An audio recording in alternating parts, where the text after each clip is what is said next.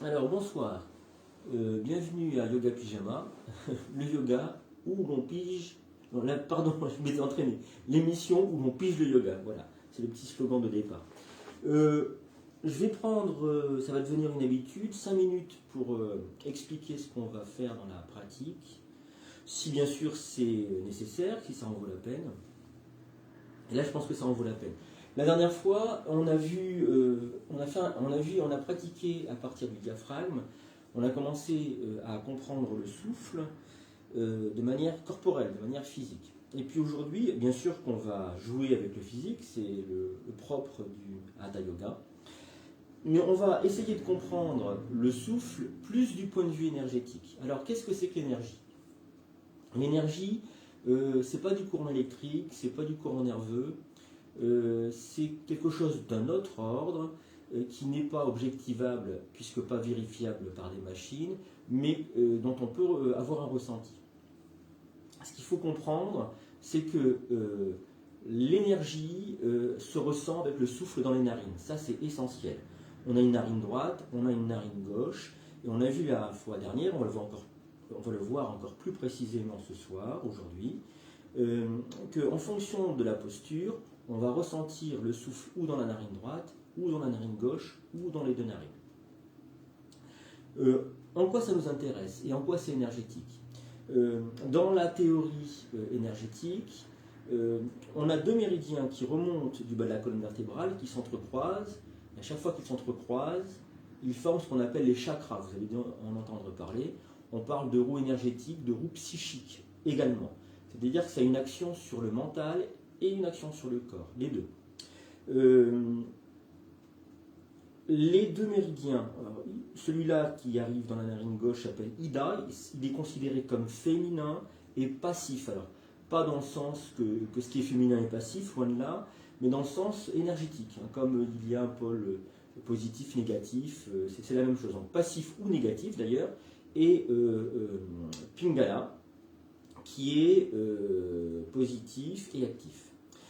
Tout simplement, quand on est fatigué, il y a des chances qu'on respire par la narine gauche. Quand on s'endort, on respire souvent par la narine gauche. Quand on se réveille en pleine nuit et qu'on a une insomnie, souvent on respire par la narine droite, le pôle actif. Bon.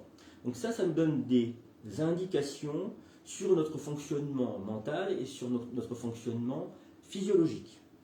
Ce qu'il faut comprendre, c'est que, comme toujours, le Hatha Yoga part de notre dualité, la droite, la gauche, respirer par la narine droite, respirer par la narine gauche, pour tendre vers une unification ou une unité, c'est-à-dire respirer par les deux narines.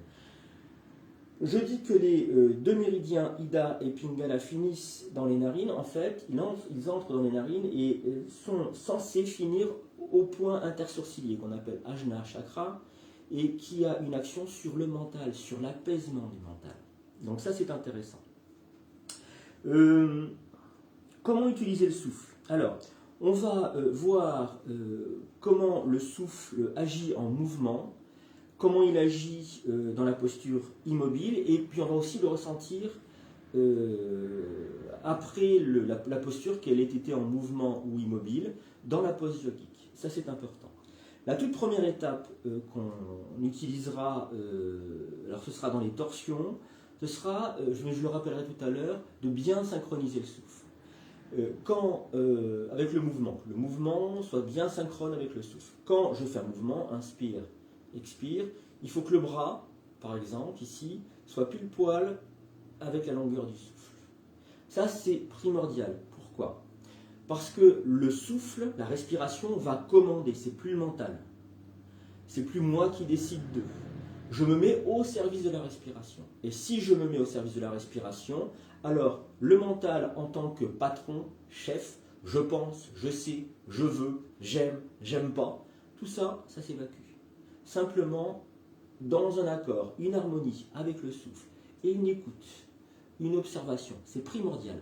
Une fois qu'on a intégré ça dans la pratique, quand on n'est plus tout à fait débutant, encore qu'on le reste toute la vie, mais quand on est plus novice, on va dire, on peut se consacrer aux autres choses, c'est-à-dire écouter le souffle dans les narines, peut-être dans la posture immobile, si on n'est pas trop dérangé par autre chose, à observer. Peut-être dans la posture en mouvement, alors là ça devient passionnant. Je bouge, tiens, j'inspire par la narine gauche, par la narine droite, et ça bouge comme ça, c'est vraiment très passionnant. Ou alors pendant la pose yogique, qu'est-ce qui reste du souffle produit par la posture? Ça fait partie des effets. Alors, on vient de passer 5 minutes pile poil, j'avais d'autres choses à dire, je les dirai certainement durant le cours. On va commencer à s'allonger, on pratique ensemble, et je vous dirai si je vous montre les choses avant que vous puissiez pratiquer vous-même. On verra peut-être qu'il dira oui, il y aura certainement des postures que je vous montrerai avant pour que vous puissiez en avoir une image qui vous aide à prendre votre propre posture. Alors c'est parti pour 1h15 de yoga. On va se retrouver au sol et se retrouver dans cette posture. Je vais commencer dans ce sens-là, ça va être plus simple. Voilà, je pars en posture du cadavre. Je vais simplement inspirer, envoyer le bras au-delà de la tête, le bras droit. Donc là, je synchronise le mouvement avec le souffle. Si mon coude est décollé du sol parce que j'ai des problèmes d'épaule, alors je vais simplement ramener le bras sur le côté jusqu'à ce que le coude revienne en contact avec le sol. Pratiquez, toujours dans le confort et dans le respect de vous-même, de votre corps et de votre mental et du souffle. Si mon épaule va bien, alors le bras sera au plus haut et je vais me mettre à écouter le souffle. Alors, le mouvement du souffle dans le corps, il y aura deux aspects. L'aspect inspire qui remonte vers l'épaule droite, conscience et tension, expire, je relâche mon épaule droite. Et puis, si j'ai suffisamment de place dans mon champ d'observation, peut-être que je pourrais intégrer l'observation de la respiration par les narines. Et à ce moment-là, il y a de fortes chances que je respire par la narine droite. On y va, tranquillement, à votre rythme, dans la longueur de votre souffle. C'est ça qui prévaut. Hein. Ce n'est pas mon souffle, c'est le vôtre. Sur chaque inspiration, je prends conscience des tensions, et sur chaque expiration, j'essaie de relâcher mon épaule droite.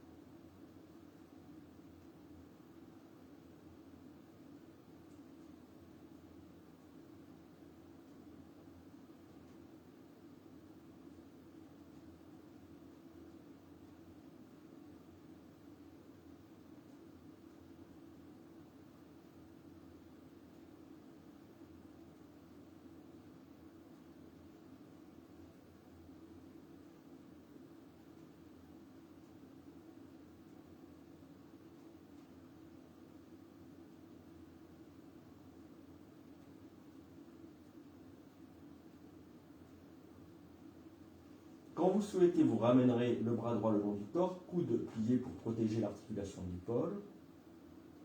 Et à ce moment-là, vous allez prendre conscience de deux choses, si c'est possible, bien entendu. Conscience du souffle dans les narines, on va commencer par ça.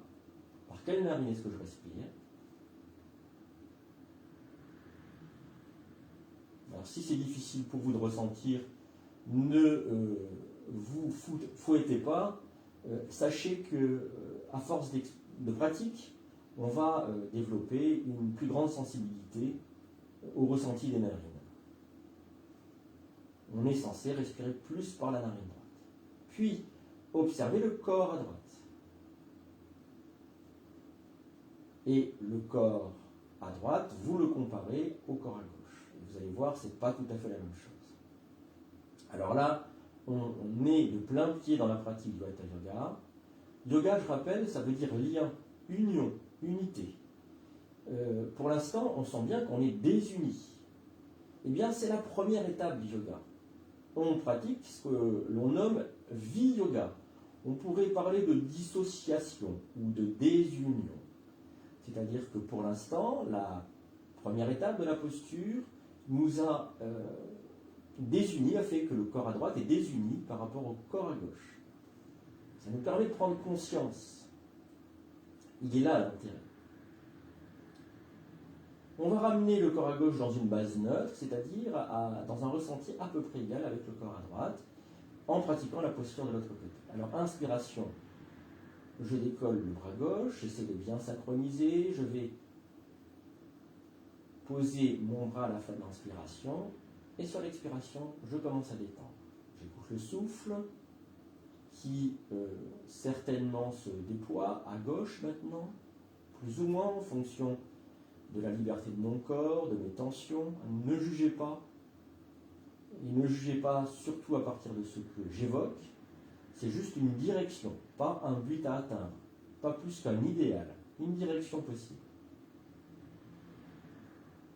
Et donc prenez conscience du souffle, peut-être dans le côté gauche, peut-être simplement dans le ventre. Inspire conscience des tensions, expire, je relâche.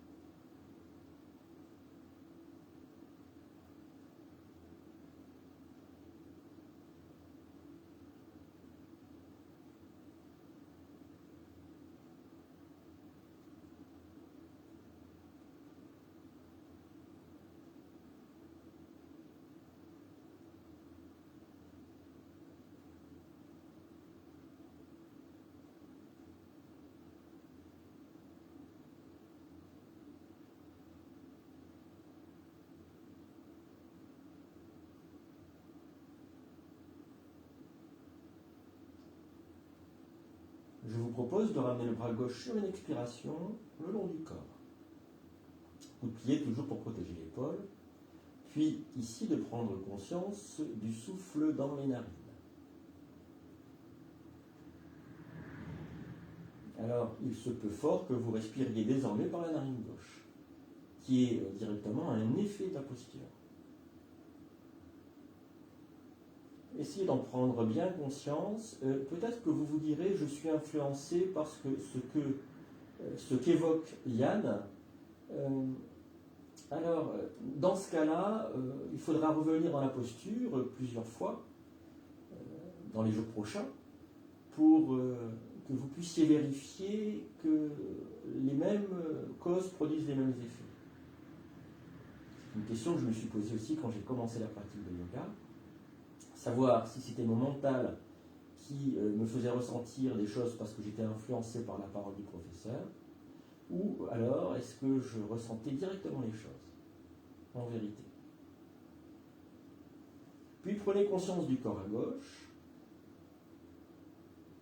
et ce corps à gauche, une fois ressenti, vous le comparez avec le corps à droite. Vous regardez si les différences se sont gommées ou pas. C'est vous qui faites expérience, c'est vous qui savez.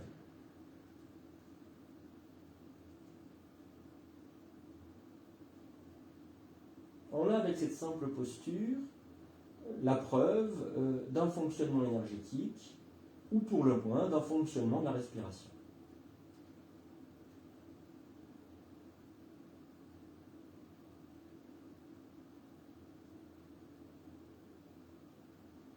Et puis, si vous le souhaitez, vous allez pouvoir vous étirer, bâiller le soupir.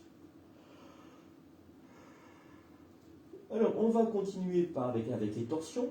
On va les pratiquer ensemble. C'est ce qu'on a fait la fois précédente. Les genoux vont à droite, les visages à gauche.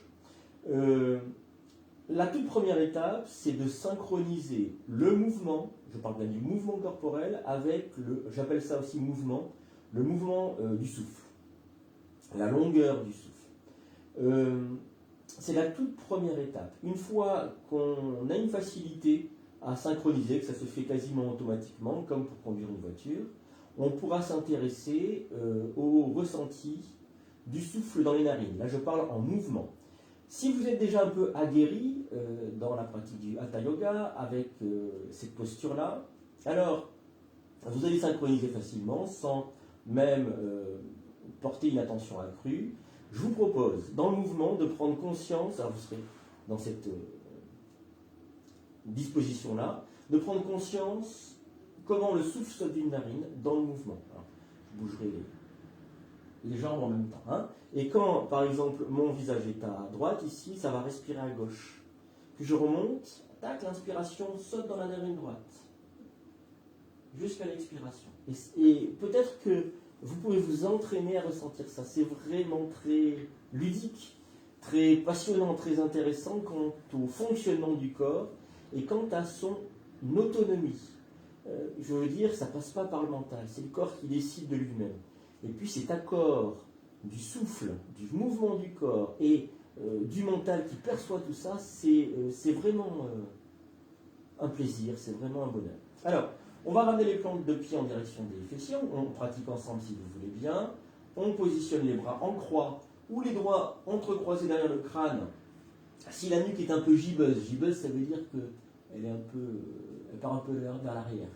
Et si la nuque s'étire d'elle-même, tout va bien, je peux mettre les bras en croix. Alors, souvenez-vous, on a un petit creux lombaire ici. Souvent, si on écoute le souffle immédiatement, ça risque d'être une respiration abdominale. Si on détend les jambes, alors, il y a ce petit mouvement qui se fait, les pieds s'enfoncent dans le sol, ce qui fait que le creux lombaire, le bas du dos, se colle au sol.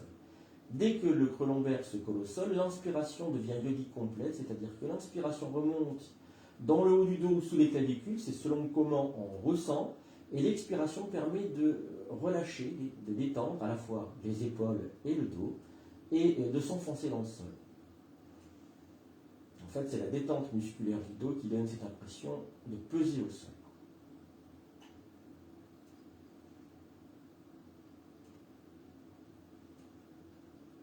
C'est l'installation dans la posture.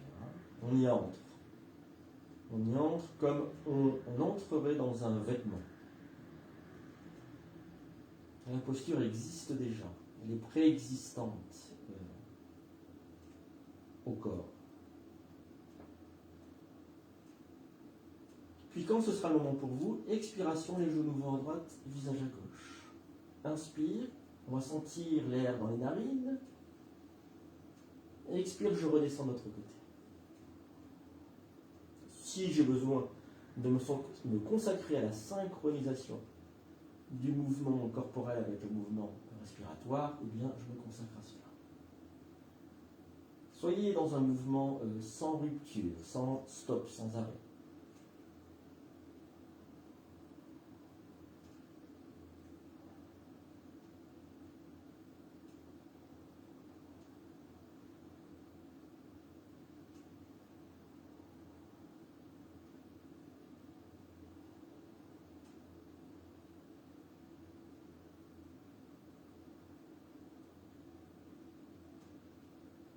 Et puis je vais installer mes genoux à droite, mon visage à gauche. Et là, je vais écouter le mouvement du souffle dans le buste. Est-ce que c'est le ventre? Est-ce que c'est le flanc à gauche? Une fois que j'aurai repéré ça, inspire, conscience et tension, expire, je relâche. Et j'essaierai de prendre aussi conscience du souffle dans les narines. Par où est-ce que ça respire? Alors moi je dirais le flanc à gauche, la narine gauche. Essayez de bien libérer l'épaule gauche. Laissez les jambes dans la détente. À la rigueur, appuyez, enfoncez le genou gauche dans le sol, mais ce n'est pas une obligation. Hein.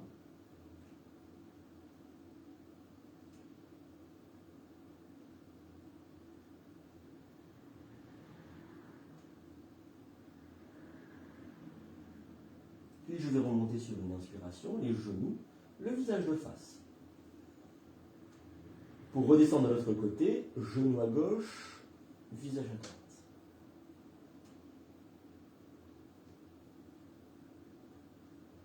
De la même manière, prenez conscience du souffle dans le buste, dans le tronc, et puis dans une deuxième étape, prenez conscience du souffle dans les narines ou dans la narine. Par où est-ce que ça respire? Si vous ne ressentez pas, ne produisez pas une concentration forcée.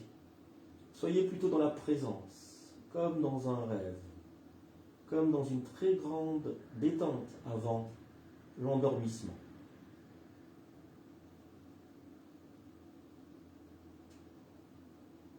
On parle de présence, de conscience.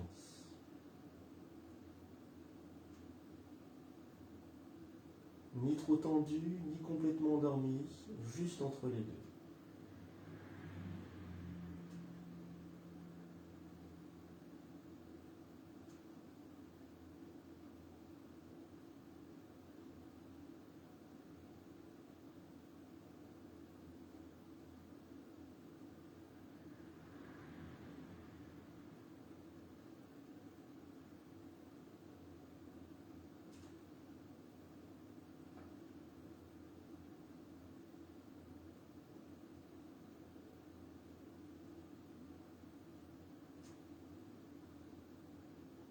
Inspire, je vais remonter, genoux, visage de face.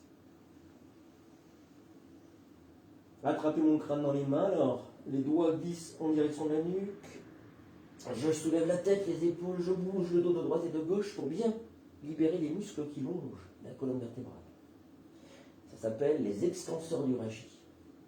Je redéroule la colonne vertébrale, les épaules, le crâne, nuque étirée, menton rentré. Puis je m'allonge complètement.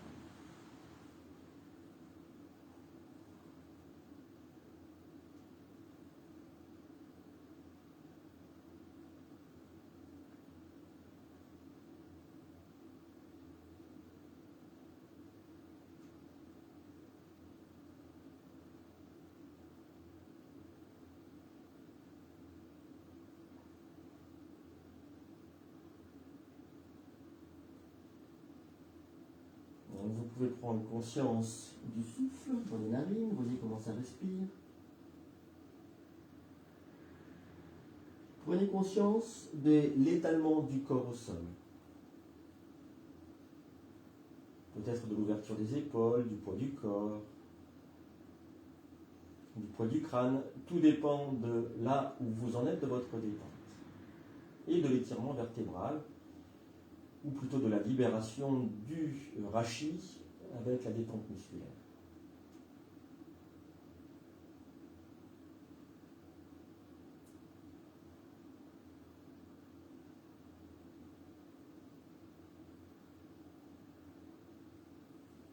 Et puis, si vous le souhaitez, vous allez pouvoir vous étirer, bâiller, soupirer.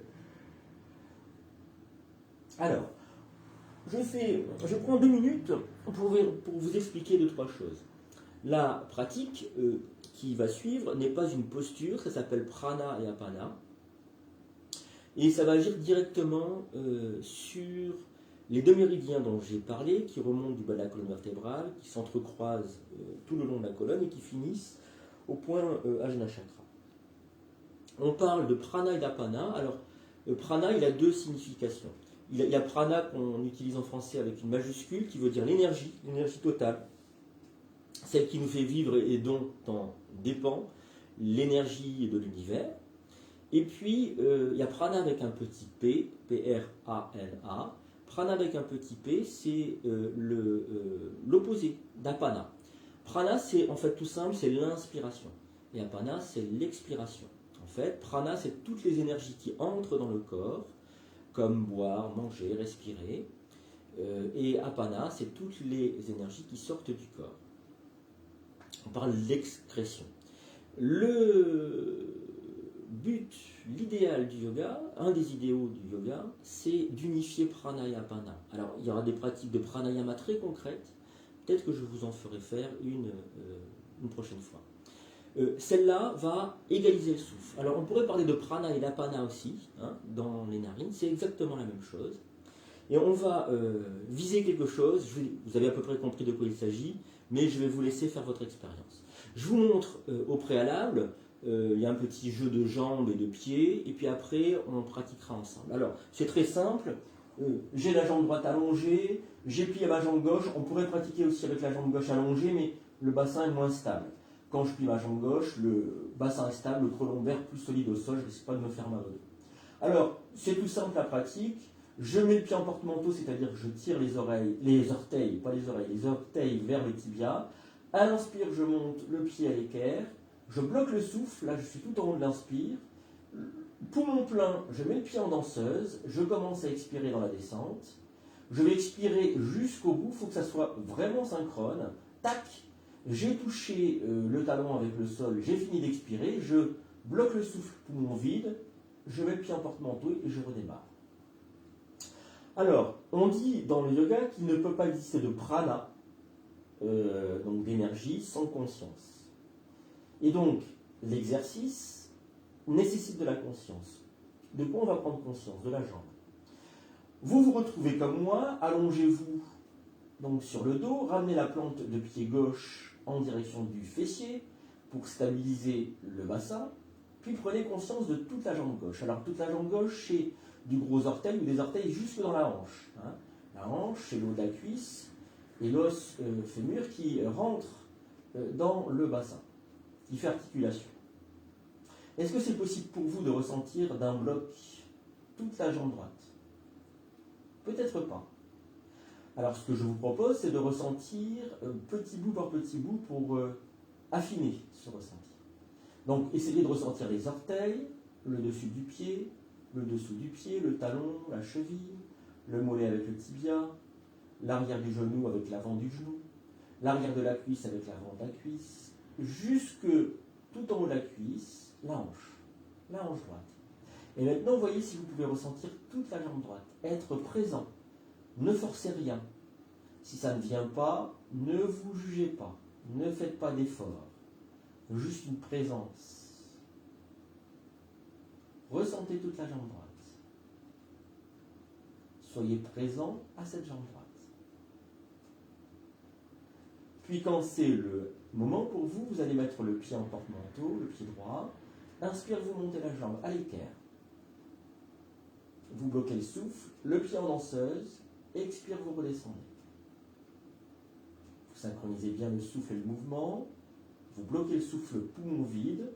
Le temps de mettre le pied en porte-manteau et vous remontez. Continuez comme ça sur l'inspire. Pied en danseuse, expire. Travaillez dans la longueur de votre souffle, c'est ça qui compte. Il faut être en accord avec soi-même.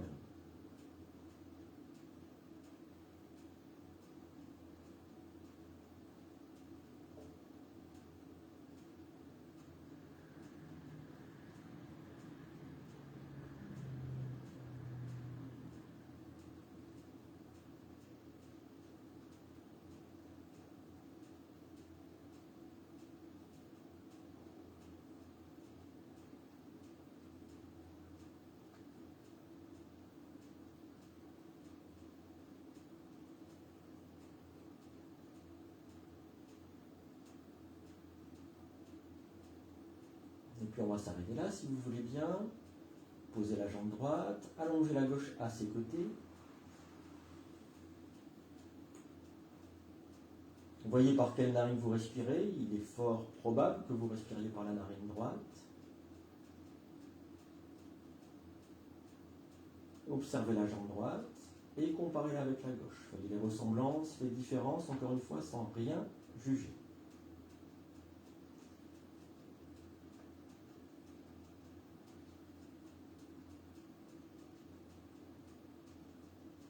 Quand vous avez fait expérience, ramenez le pied droit en direction du fessier pour stabiliser le bassin. Prenez conscience de la jambe gauche. Est-ce que c'est possible pour vous ou pas?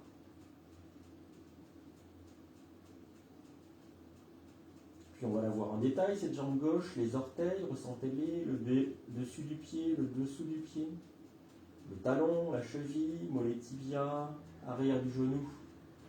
Rotule, arrière de la cuisse, avant de la cuisse, et tout en haut de la cuisse gauche, la hanche gauche. Toute la jambe gauche. Soyez présent à votre jambe gauche.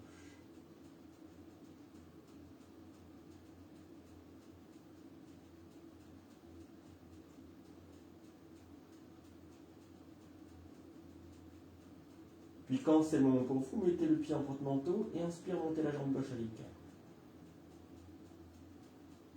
Bloquez le souffle, pied en danseuse, expire, redescendez dans la longueur du souffle. Bloquez le souffle, pied en porte-manteau, et inspire, vous remontez. Continuez ainsi.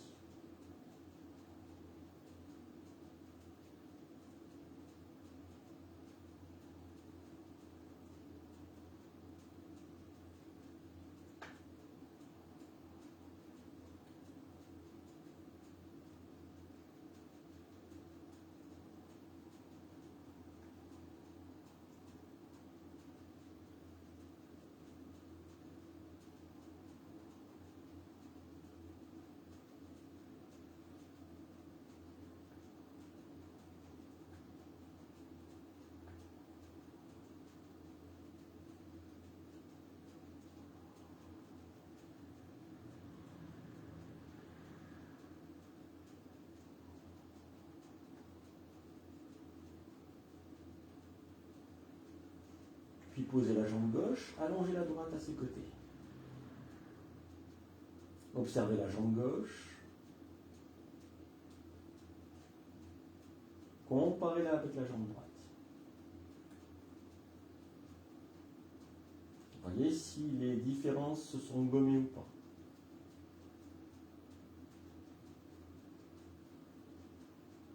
Puis, observez le souffle dans les narines. Voyez si vous respirez par les deux narines en même temps.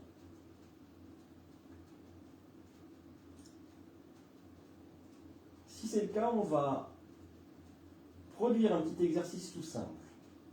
Si vous ressentez que vous respirez par les deux narines en même temps, vous allez inspirer en ressentant l'air qui monte dans les narines jusqu'au point intersourcilier. Puis à partir du point intersourcilier, expirez jusqu'à l'entrée des narines. Ressentez à l'inspire le début des narines, le milieu du nez, puis le point intersourcilier.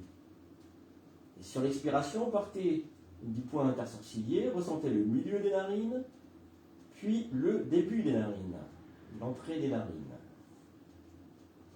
Quelques instants comme ça, 4 ou 5 respirations. Si vous respirez plus par une narine que par l'autre, imaginez que vous respirez par les deux narines en même temps.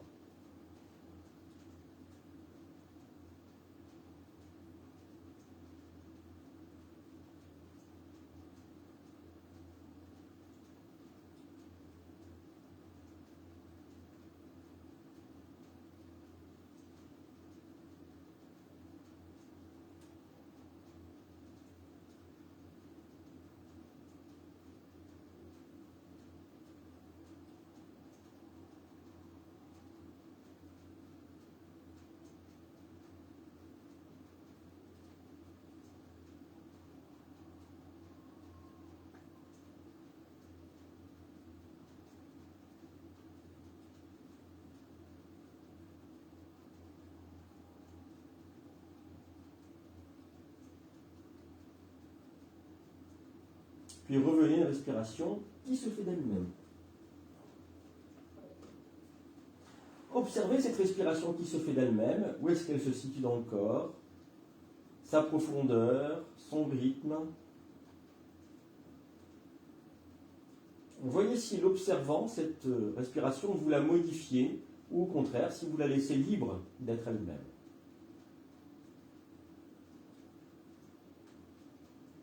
Si vous la laissez libre d'être elle-même, c'est que vous êtes déjà identifié à la conscience, vous êtes en conscience. Si, quand vous l'observez, elle se modifie, c'est que vous êtes avec votre mental. Ce ne sont pas tout à fait les mêmes outils.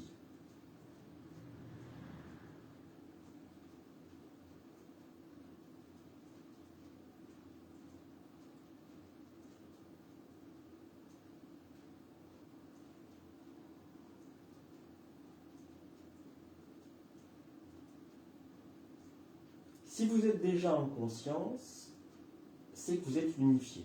C'était le point visé de la pratique. Si vous n'êtes pas encore en conscience, c'est pas grave. Pas de souci.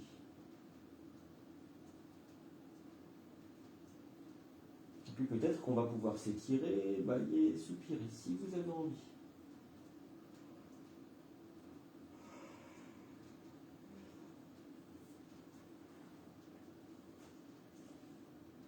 Alors, je vous montre la suite si vous voulez bien. La suite, en fait, c'est une manière de mettre en œuvre un peu ce qu'on a déjà observé, déjà expérimenté, dans une posture dont je ne connais pas le nom. Il faudrait que je vérifie un de ces jours, mais je ne sais pas où je peux la trouver, cette posture. Oui, alors c'est une posture de complète ouverture. Ouverture des hanches, ouverture des épaules, et on va revoir la synchronisation du mouvement avec le souffle, et puis on va installer la respiration yogique complète par la posture. Alors, le mouvement lui-même des bras, vous verrez à un moment donné, va installer la respiration yogique complète, et c'est celle dont on a besoin essentiellement pour nos pratiques, d'accord ? Je vous montre les 3 étapes, il y a 3 étapes, en vous expliquant les choses. Donc regardez, pour pas faire comme moi, mais pour être imprégné, pour avoir une image qui va vous servir à vous, pour faire comme vous, voilà, pour être un peu débarrassé des problèmes techniques. Ne vous inquiétez pas, ne faites pas d'effort pour vous souvenir de quoi que ce soit, c'est juste l'image que je vous montre. Après, moi je redis tout. Je verbalise tout assez précisément en règle générale, pour que vous n'ayez pas à vous encombrer mentalement des soucis techniques. Il est question de venir en conscience et donc du coup de ne pas se prendre la tête, pour dire vulgairement. Alors, je vous montre. Je ramène les plantes de pied en direction des fessiers, je colle mes pieds l'un contre l'autre. Hein, ça va être une ouverture des hanches. Quand je suis comme ça, avec les bras allongés du corps, le creux lombaire a tendance à se faire. Alors, pour que le creux lombaire se gomme, alors, excusez-moi, avant que le creux lombaire ne se gomme, quand je suis dans cette posture, ça a tendance à respirer dans le ventre.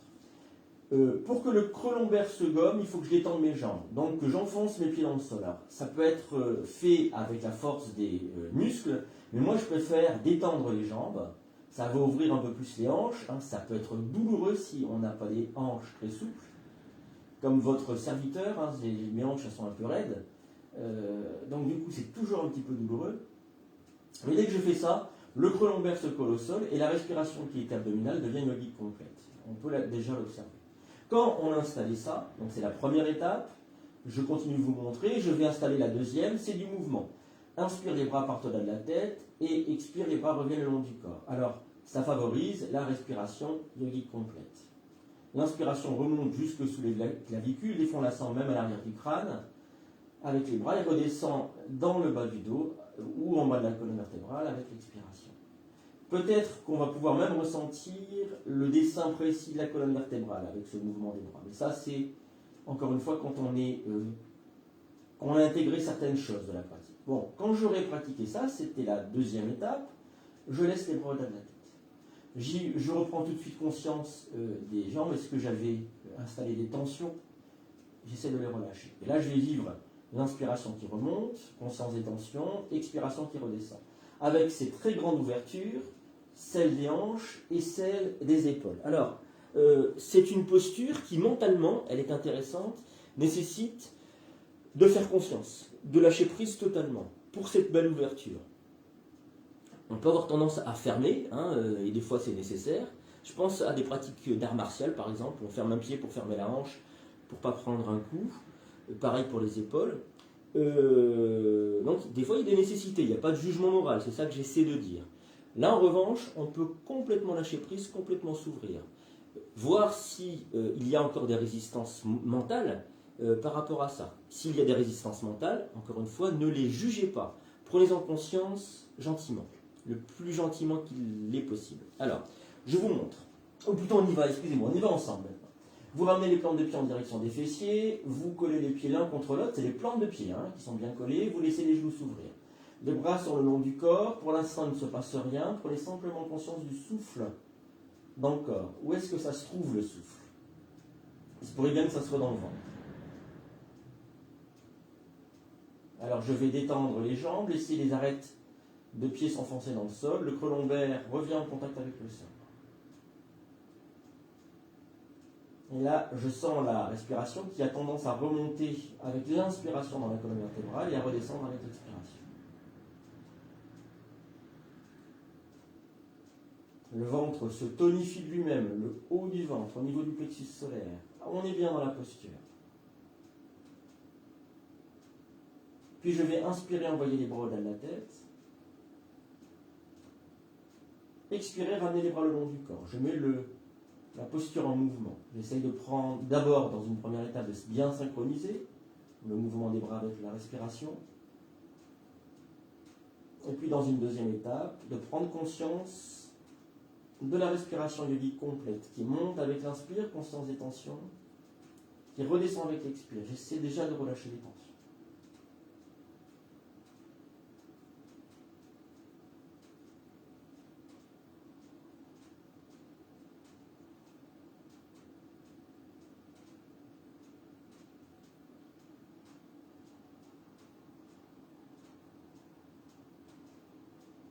Et puis on va laisser les bras au-delà de la tête. Comme d'habitude, si les coudes sont décollés du sol, ramenez les bras sur les côtés jusqu'à ce que les coudes soient en contact avec le sol. Sinon, vous ne pourrez pas relâcher les épaules. Prenez conscience des jambes, est-ce qu'elles sont restées détendues ou pas? Détendez-les si nécessaire. Puis prenez conscience du souffle. Inspiration qui remonte. On ressent dans le dos ou par la face avant du tronc. Expiration qui redescend. Je relâche bien mes épaules, tout le dos. Je relâche les jambes jusque dans les arêtes de pied qui posent au sol.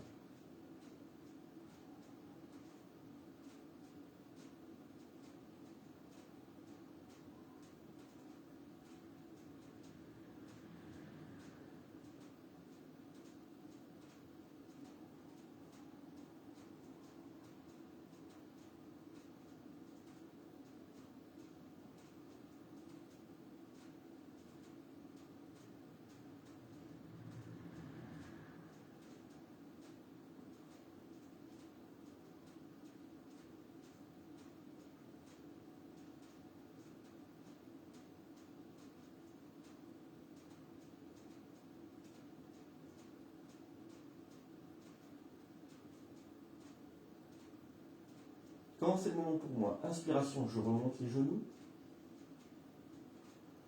Expiration, je ramène les bras le long du corps, coup de pied. Puis je vais faire une petite contre-pause qui est toute simple. On va refermer un petit peu les hanches en croisant la jambe droite par-dessus la gauche.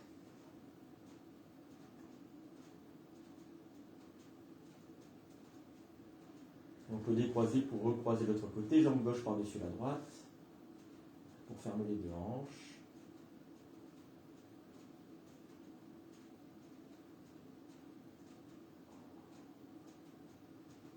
Puis on décroise et on s'allonge.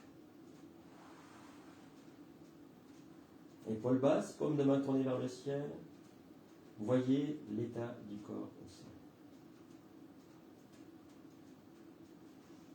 Si le mental a arrêté de penser, alors le corps et le mental ne font plus qu'un. Voilà une autre dualité gommée. Voilà une unité retrouvée.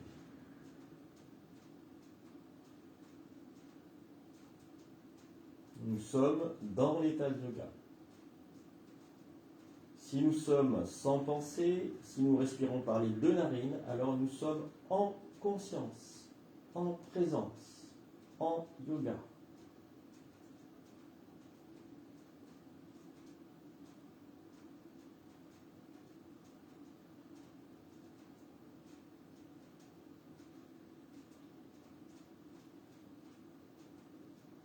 Nous sommes en méditation.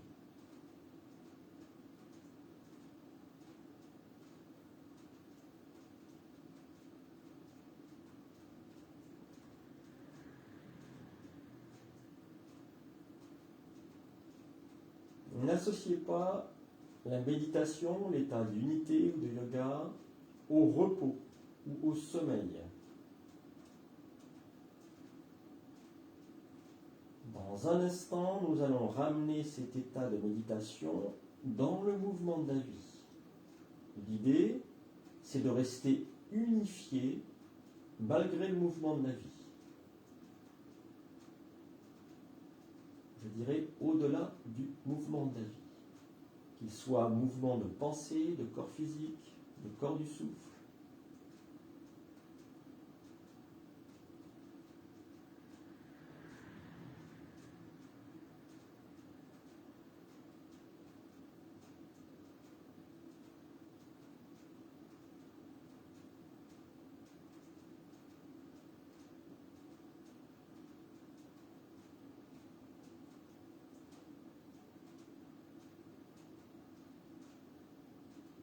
peut-être que le ressenti de l'air dans les narines sera un peu différent qu'une respiration habituelle.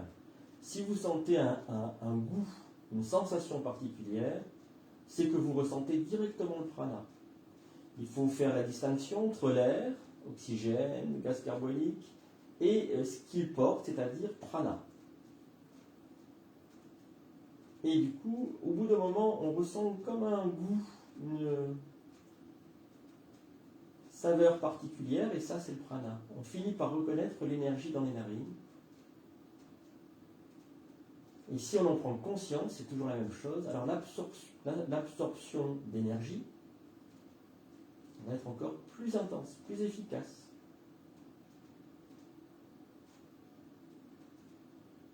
Et si vous souhaitez, vous allez pouvoir vous étirer et balayer les soupirs.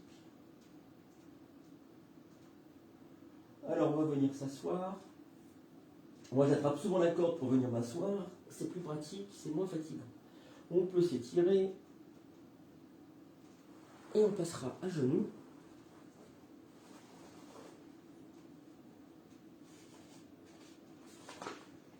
C'est ça. Alors, ce que je vous propose de pratiquer, c'est une demi-lune. On a pratiqué la demi-lune la dernière fois debout, là on va la pratiquer à genoux. Alors, on va croiser les genoux.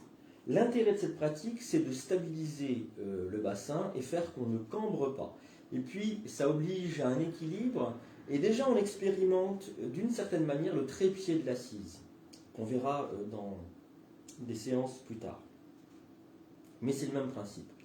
Alors, ce que je vous propose, on va pratiquer ensemble. Je vous fais faire l'expérience directement. Alors, j'avance le genou droit. Ok. Je soulève le gauche. Le pied droit, je vais le déplacer sur ma gauche. Puis je repose le genou à l'arrière. Je colle mes deux genoux l'un contre l'autre.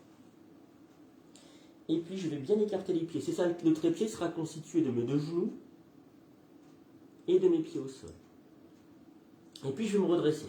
Tac. Voilà. Alors ça c'est la petite blague. Peut-être que ça va être compliqué de se redresser, donc on va voir les choses en détail. Pour se redresser, il ne faut pas que le genou avant reste au sol. Il faut laisser aller le poids des fesses en arrière. Et là, on trouve un équilibre. Une fois qu'on a trouvé cet équilibre, on redresse simplement le buste. Et quand on a redressé le buste, tac, les genoux reviennent au sol, notamment le genou avant. J'essaie d'écarter les deux pieds à l'arrière suffisamment pour avoir ce trépied, ce triangle. Et ce sera le triangle de l'assise. Mais dans l'autre sens, qu'on verra plus tard. Alors, j'espère que vous êtes en place. Vous allez poser la main droite sur la hanche droite. La hanche est ici. Et puis là, c'est l'os iliaque, mais on appelle ça aussi la hanche. On est à hauteur de la hanche. Moi, je préfère laisser tous les doigts du même côté pour pas que ça bloque. Mais vous pouvez, si vous voulez, mettre le pouce à l'arrière. À vous de voir. J'emmène le poing un peu sur le genou avant. On va le ressentir. Vous pouvez même passer la main dans le bas du dos. Vous allez voir, vous êtes très peu cambré. Vous avez décambré. C'est vraiment l'intérêt de cette variante posturale. Puis on va inspirer, monter le bras gauche. Et quand je monte le bras gauche, j'essaie de ressentir le souffle.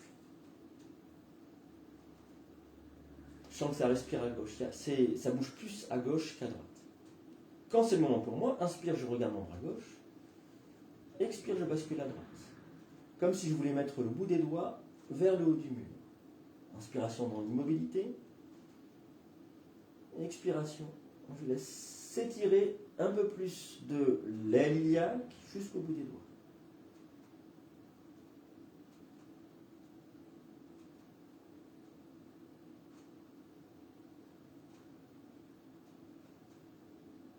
On va remonter en serrant un peu le ventre sur une inspiration. Le bras revient. Alors, on va changer de posture. Et là, c'est intéressant, c'est un peu comme une danse. Je laisse aller le poids sur les fesses, tac. Les mains viennent au sol.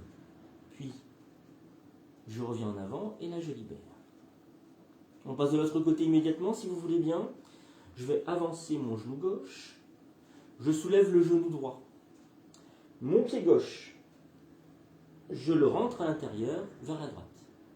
À ce moment-là, je peux poser mon genou droit. Je vais coller le genou droit dans le creux poplité, ça s'appelle l'arrière du genou gauche. J'essaie d'écarter bien mes deux pieds pour former un triangle. Et puis je vais me redresser. Alors, tac, je recule les mains. Et je vais être le plus léger possible, le poids sur les fesses. Si je ne veux pas m'asseoir, il faut que je redresse le buste. Et tac, le genou gauche est revenu au sol. Ça devrait être plutôt stable. J'amène un peu le poids sur le genou avant, pas trop. Alors mettez un coussin, ça je n'ai pas pensé à vous le dire, mais si jamais ça vous fait mal au genou, une couverture, n'hésitez pas. Utilisez des petits outils qui rendent la posture confortable. Puis la main gauche sur la hanche gauche. Inspire, tac, je monte le bras droit. Prends le temps de prendre conscience de ma respiration dans le flanc droit.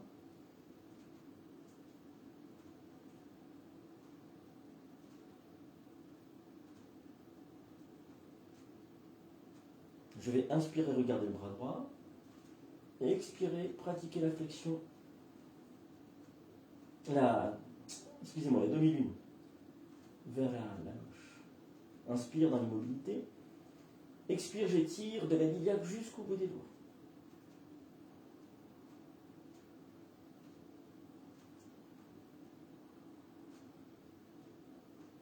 Et on vit la posture, quelques respirations ici.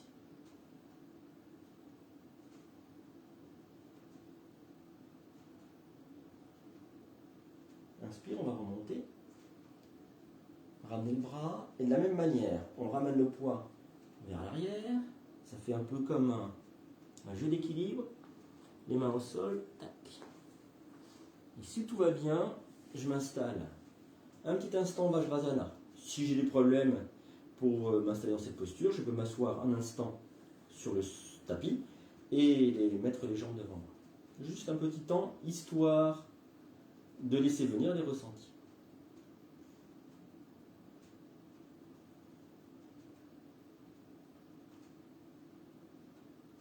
Alors, il se pourrait bien que nous continuions de respirer par les deux narines. La posture à droite et à gauche favorise cela. On a libéré la cage thoracique, donc les poumons sont moins enserrés. Les inspirations peuvent être plus pleines, sans effort. C'est toujours, d'un grand réconfort moral de se sentir inspiré pleinement. Alors, la posture favorise aussi le recul des épaules à l'arrière, et puis ça corrige les scolioses. Alors, bien sûr, si on pratique régulièrement, 2-3 fois par semaine, si vous avez une grosse scoliose, et je conseille de pratiquer debout, comme la séance de la fois dernière, qui est la posture authentique. Celle-là, c'est une variante. Et il y en a quelques autres, elles sont intéressantes, elles ont des spécificités que n'ont pas forcément les postures orthodoxes.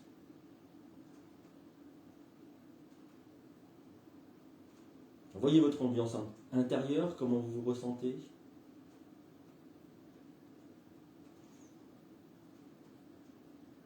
J'en parlerai dans d'autres séances. Elles sont faites pour comprendre le Hatha Yoga, ses fonctionnements, et puis bien sûr pour en tirer des bénéfices immédiats. Mais il y a quelque chose qui est visé, un autre idéal du Hatha Yoga, c'est l'état de joie intérieure, ou de félicité, Ananda. Et donc vous pouvez évaluer votre ambiance intérieure. Comment est-ce que vous ressentez? Pourquoi? Parce que des fois, la félicité surgit. Ça s'appelle Ananda. On parle de corps de félicité, Ananda Maya Kosha. C'est le plus haut spirituellement, dans nos enveloppes corporelles. Voilà. Si vous le souhaitez, vous pouvez vous étirer un petit peu, bailler, soupirer si vous avez envie. Et puis on va passer debout pour un équilibre. Un équilibre tout simple.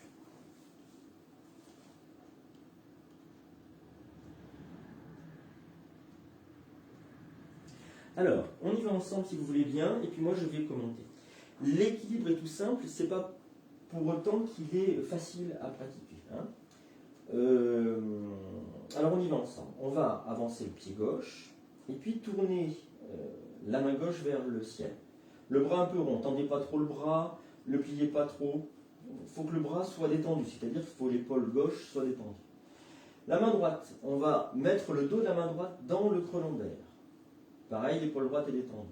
Puis je transfère le poids dans le pied gauche. Là, je suis sur les orteils du pied droit à l'arrière. Je vais fixer mon regard devant moi ou au sol, à vous de voir. Il ne faut plus que les yeux ne bougent. Et en fait, quand les yeux ne bougent plus, on arrête de penser. L'équilibre et tous les équilibres se prennent aussi avec Ajna Chakra. C'est drôlement intéressant. Ça veut dire que quand on équilibre le souffle, à droite et à gauche, dans les narines, il y a quelque chose qui agit au niveau d'Ajna Chakra et qui permet de poser le mental. C'est passionnant cette affaire. Alors, je suis dans la posture, je fixe mon regard, et puis dès qu'il sera possible, si c'est possible pour moi, je décolle le pied arrière.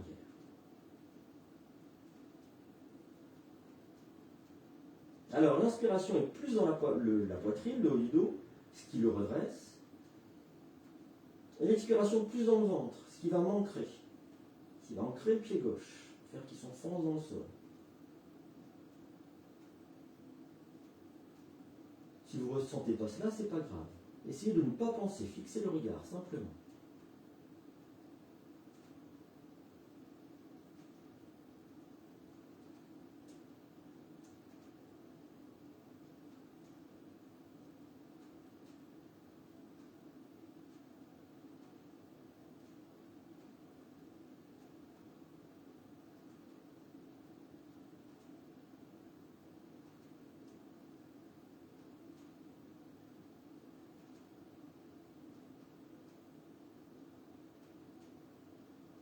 Et on va se reposer tranquillement. Les pieds écartés de la largeur des hanches, sur une même ligne parallèle. On se retrouve en Tadasana, la posture de la montagne. Les mains ouvertes, alors ça ressemble à Shavasana au sol, mais c'est debout. Et on ressent. Par quelle narine on respire? L'ancrage des pieds, est-ce que on ressent la même chose dans le pied à gauche et le pied à droite? Est-ce qu'on ressent la même chose dans le corps à gauche et dans le corps à droite? Peut-être qu'on est en train de rejouer le début de la séance avec, on avait le bras au-delà de la tête, avec ce qu'on appelle Viyoga, c'est-à-dire la désunion. Un peu comme si on triait différentes pièces, différents objets, avant de les réunir en fonction de leur nature. On fait du tri d'une certaine manière. Et puis, ça favorise le ressenti corporel. Cette distinction que l'on fait avec la posture et avec l'observation de la posture et de ses effets. Alors, de l'autre côté maintenant, si vous voulez bien, on connaît la posture, c'est plus facile. Je vais avancer le pied droit, mettre la main droite en avant, l'épaule droite détendue, le bras droit courbe, comme si on a un peu cherché quelque chose, cueillir une pomme ou un fruit par exemple. Puis mettre le dos de la main gauche dans le creux lombaire, transférer déjà le poids vers le pied droit, le pied d'appui, puis dès que ce sera possible, je décolle le pied à l'arrière. Je fixe le regard devant moi ou au sol. Les deux épaules sont détendues, j'essaie de prendre conscience du souffle dans le tronc, dans le buste.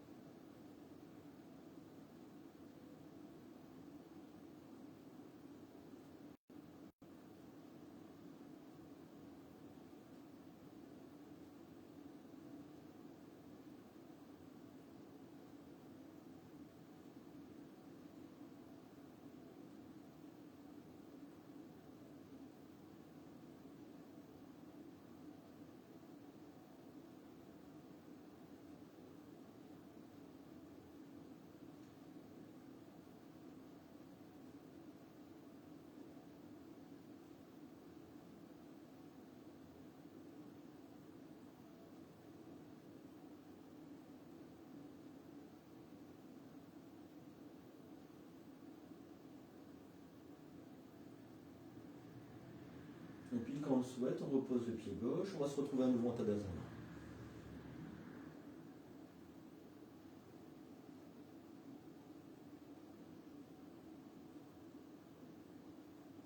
Alors on reprend les mêmes Point d'observation, les narines, les pieds, le corps à droite, le corps à gauche. Voyez si les choses se sont unifiées. Si nous sommes passés de l'état de vi-yoga, de dissociation, à l'état de yoga. Vous voyez, les processus sont très simples et ils sont au-delà de toutes ces notions, ces concepts de réussir une posture, pas réussir une posture, y arriver, ne pas y arriver. Même si d'une certaine manière ça existe, ce sont ces idées-là des idées du mental. Et ces idées du mental, elles n'aident pas à la pratique. Elles sont contre-productives. Il faut vraiment prendre l'habitude de les écarter de sa pratique pour retrouver un état premier. Comme quand on était enfant, en fait, c'est tout simple. Hein. Les idées de réussir, de ne pas réussir, les enfants, ils n'y rentrent pas directement, pas tout de suite. Hein. Ils font expérience. Et dans le pire des cas, comme un échec, c'est ludique, c'est rigolo. Voilà, sauf si, bien sûr, on les contraint à avoir un jugement de valeur. Il faut bien à un moment donné peut-être, mais on peut revenir à cet état d'innocence, cet état premier. C'est tout simple. Puisqu'on l'a déjà vécu, puisqu'on l'a déjà expérimenté, on peut y revenir, c'est sûr. Avec cet ajout, cette chose en plus qu'on est maintenant, en tant qu'adulte, en capacité d'unifier.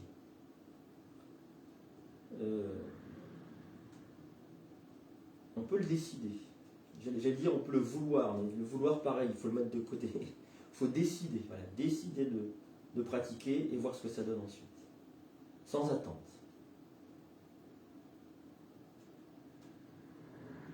Vous pouvez observer comment est l'air dans mes narines, comment est-ce que je ressens Ajna Chakra, comment est mon ambiance intérieure, comment j'entends la voix du professeur. Ça c'est intéressant.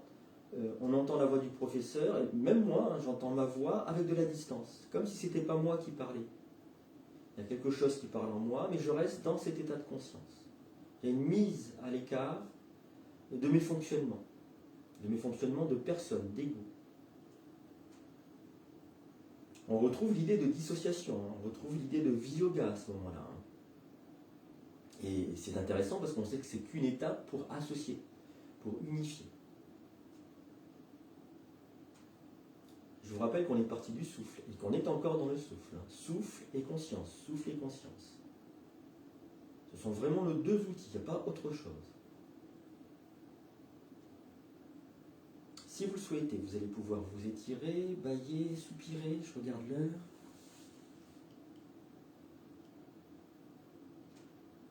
Et bien ce soir, ça va très vite. Alors, on va voir un dernier aspect du souffle, dans une posture aussi à deux volets, d'un côté puis de l'autre. Je vous donnerai une information dans la deuxième étape pour que vous puissiez expérimenter de vous-même. D'accord ? Alors, on y va, c'est pas compliqué. On y va ensemble si vous voulez bien. On va ouvrir le pied droit, plier le genou. Il faut que le genou reste à hauteur de la cheville. C'est très très important. Hein. Le genou ne doit pas aller trop loin pour pas qu'on se fasse mal au genou. Donc, si vous avez besoin d'adapter la posture, moi là je vais reculer mon pied gauche à l'arrière qui est fermé à peu près dans cet angle-là. Voilà. Tac. Là je me sens à peu près bien. Dans l'idéal, la cuisse est parallèle au sol, c'est-à-dire qu'il faudrait que je descende un petit peu. Ouais, mais j'ai pas envie ce soir. Voilà. Je n'ai pas envie, peut-être demain non plus. Hein. Voilà. Là, je me sens bien, je me sens confortable. Je tends bien la jambe à l'arrière, puis je monte mes deux bras. Le bras droit, plutôt le bras gauche à l'arrière, dans le prolongement du bras droit. La respiration, je vous le dis, elle va jouer ici. Si vous ne la ressentez pas, c'est pas grave. Mais l'idée de la posture, c'est d'ouvrir la hanche gauche avec l'épaule gauche. Les deux fonctionnent un peu comme on ouvrirait une porte pour bien positionner le buste par rapport au bassin. Les épaules, essayez de les détendre et les mains comme sur des coussins. Regardez par-dessus l'épaule de la main droite.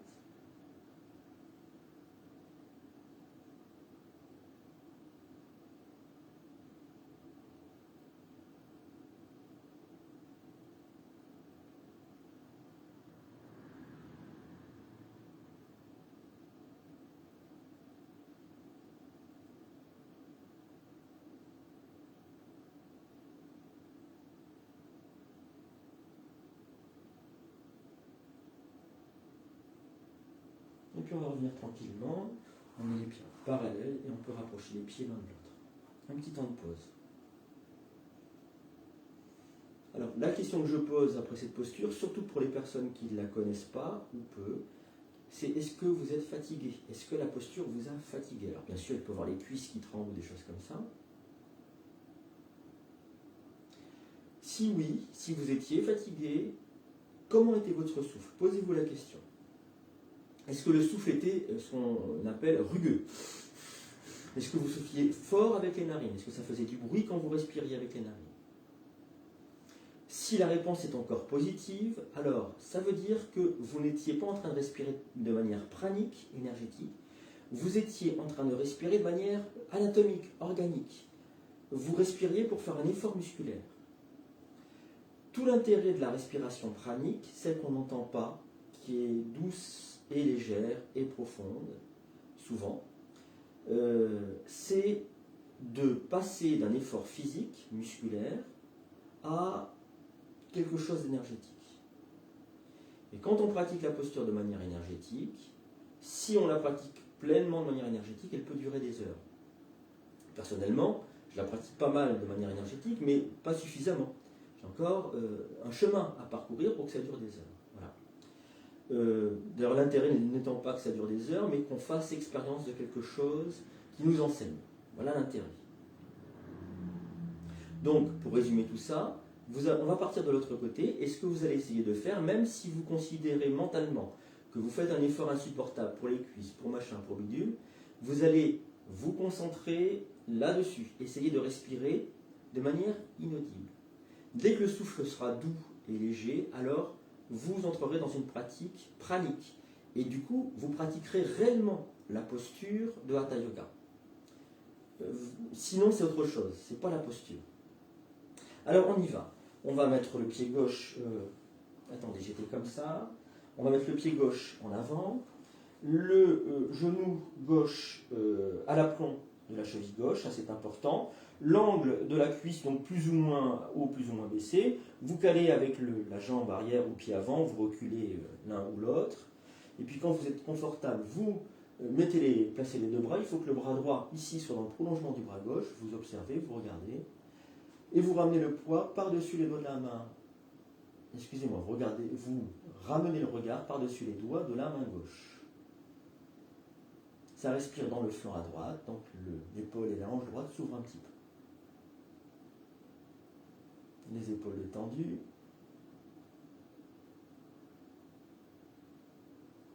Un souffle très doux.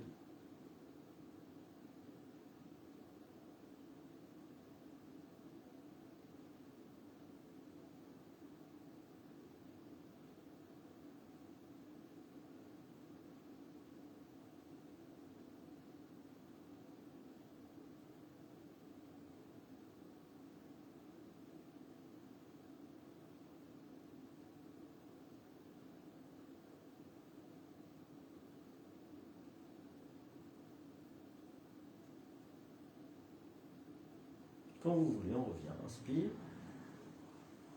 On rapproche les pieds tranquilles.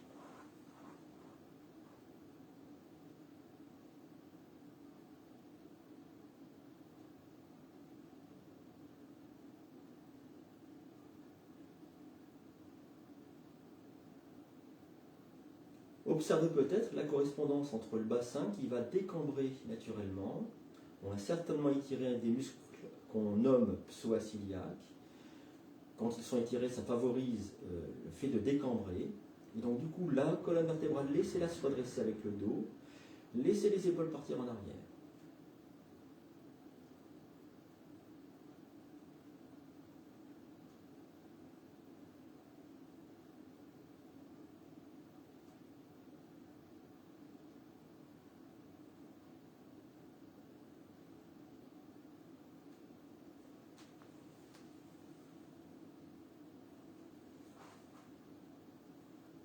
Alors, on va s'étirer, bailler, soupirer, terminer par une petite torsion. On va pratiquer la même que la fois dernière, qu'on appelle la posture heureuse. C'est la traduction du terme sanskrit. Et je ne sais plus le nom de la posture en sanskrit. C'est pas grave. Comme ça, une petite torsion très efficace, j'aime beaucoup celle-là. Et puis ensuite, la relaxation de fin de séance. Alors on va s'asseoir, pas de salutation au soleil. Donc aujourd'hui, on croise les chevilles. Donc avec les pieds qui passent sous les mollets, qui calent les mollets de manière à ce que les genoux remontent. Ce n'est pas une posture de lotus. Ne n'amenez pas les genoux au sol. Voilà la posture heureuse. Vous voyez comment le corps s'assoit, comment les fesses se posent au sol, comment le dos se redresse.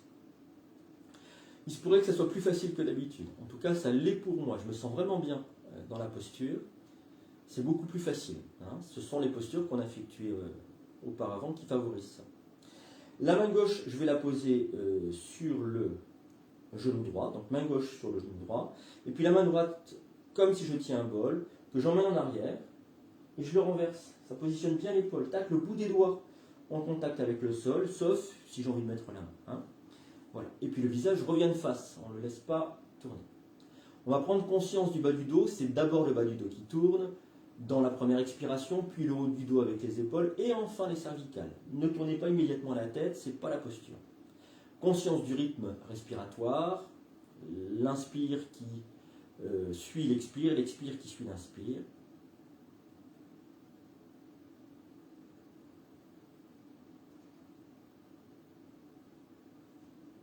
Quand c'est le moment pour vous, sur une expiration, tirez avec la main gauche, sentez le bas du dos qui tourne vers la droite. Inspire dans l'immobilité, si ce n'est la main droite qui bouge un petit peu dans le dos. Expiration deuxième, les épaules tournent. Vous tirez toujours sur la main gauche. Inspiration dans l'immobilité. Expiration troisième, regardez par-dessus votre épaule droite, même si vous avez les yeux fermés. Et ici, quelques respirations. On appelle yogique complet.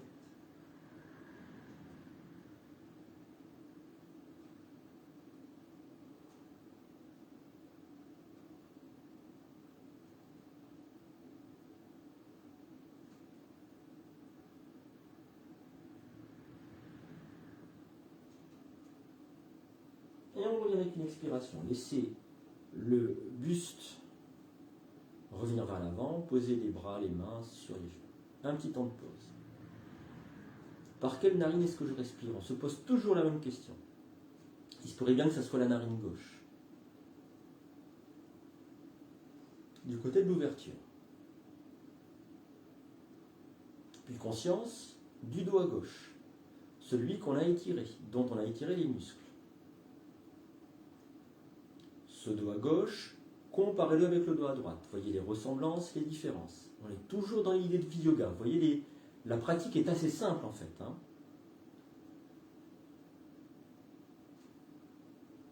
Je vous propose de décroiser pour recroiser l'autre côté, pour avoir quelque chose d'équilibré. On pose la main droite sur le genou gauche, la main gauche comme tenant un bol, que j'emmène en arrière et que je renverse. Tac. Visage de face. Conscience du souffle. Conscience du bas du dos.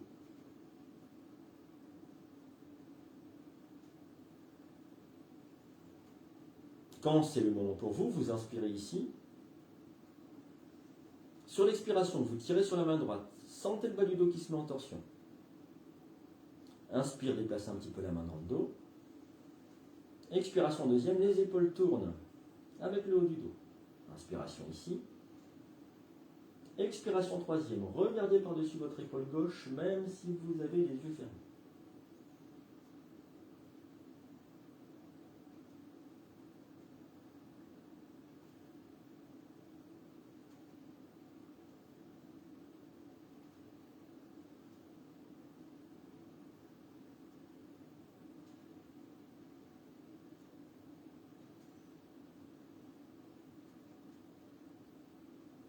Et nous revenons avec une expiration. Les bras, les mains reviennent vers l'avant. Posez-vous la question, par quelle narine est-ce que je respire? Et il est fort probable, maintenant, que nous respirions par les deux narines en même temps. Faites le lien avec le lien imaginaire ou imaginant. Il y a une petite différence entre l'imaginaire, qui peut être une fantaisie, et puis quelque chose de l'ordre de l'imaginant, qui produit une image de quelque chose qui existe réellement. Donc, Faites le lien avec l'imaginant de ces méridiens qui remontent le long de la colonne vertébrale. On étire le dos, et il y a des chances qu'on étire les méridiens aussi, qu'on leur permette d'être actifs, de s'ouvrir. C'est eux qui conditionnent le souffle.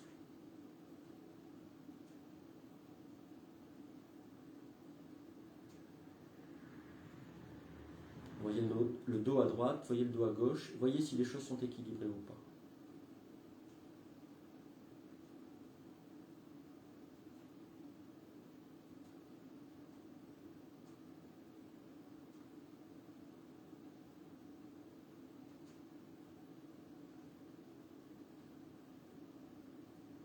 Alors, je vous propose de vous étirer, bâiller, soupirer et de vous installer pour la relaxation de fin de séance.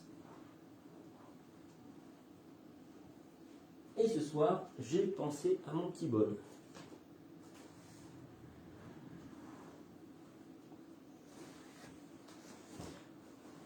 Installez-vous, prenez des chaussettes, une couverture, un pull si nécessaire. Vous vous installez en Shavasana, c'est-à-dire allongé sur le dos, les bras le long du corps, ou dans toute autre posture qui vous convienne. En chien de fusil, sur le ventre, ce qui vous va le mieux à vous. C'est le moment de liberté posturale, la relaxation. Une fois que vous êtes installé, alors je vais commenter en posture de Shavasana, mais je répète, installez-vous vraiment comme vous le souhaitez. J'ai l'habitude de commenter le début de la relaxation en Shavasana. C'est aussi une manière de structurer, pour moi, la relaxation. Alors, les bras sont le long du corps, les épaules basses, les paumes de main tournées vers le ciel. Les pieds basculent à droite et à gauche, et je relâche tout le corps. Je vous propose de commencer la relaxation par le très bas du corps. Je relâche les orteils, je détends les coups de pied. Je relâche les plantes de pied, je détends les talons. Je relâche les chevilles. Je décontracte les mollets. Je déverrouille l'arrière des genoux. Je relâche les gros muscles des cuisses. Je détends tout le bassin. Je relâche le ventre. Et puis je m'installe dans le bas du dos que je relâche à son tour. Je remonte par devant, je laisse la poitrine s'ouvrir au niveau du lieu du cœur, milieu poitrine.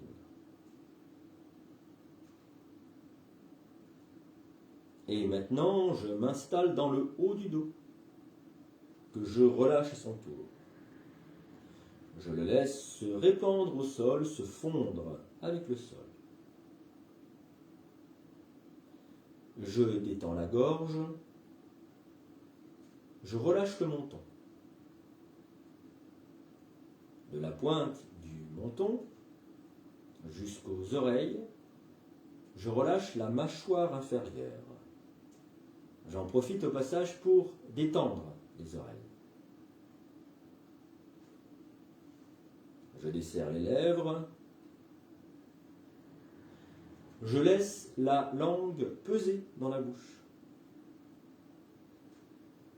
Et je détends les joues, à l'intérieur comme à l'extérieur.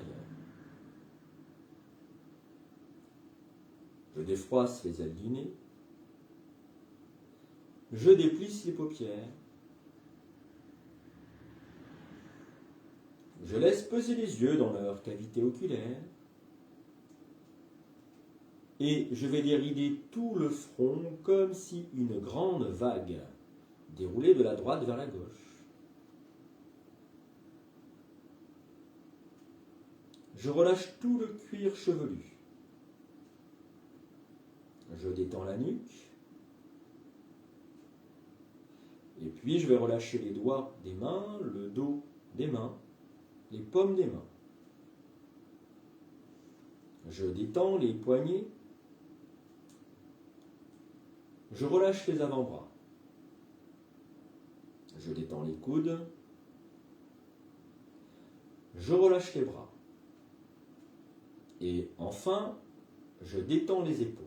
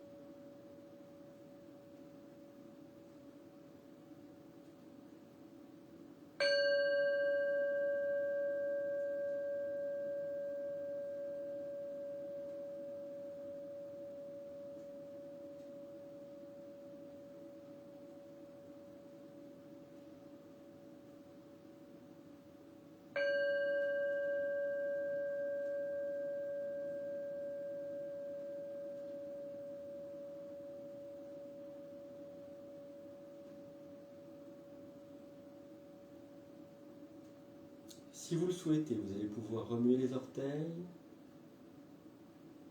les doigts des mains, vous étirez, bâillez, soupirez.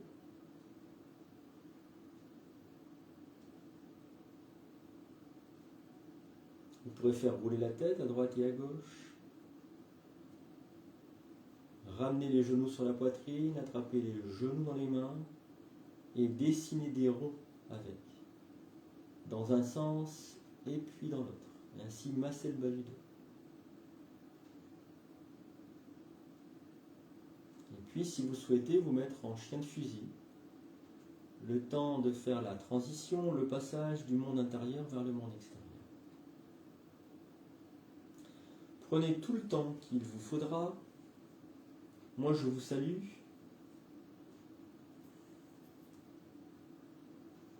Portez-vous bien. Et puis, aimez-vous, donnez-vous de l'amour. Voilà, vous êtes bien. Voilà, je vous dis à une prochaine fois. À la prochaine fois, portez-vous bien.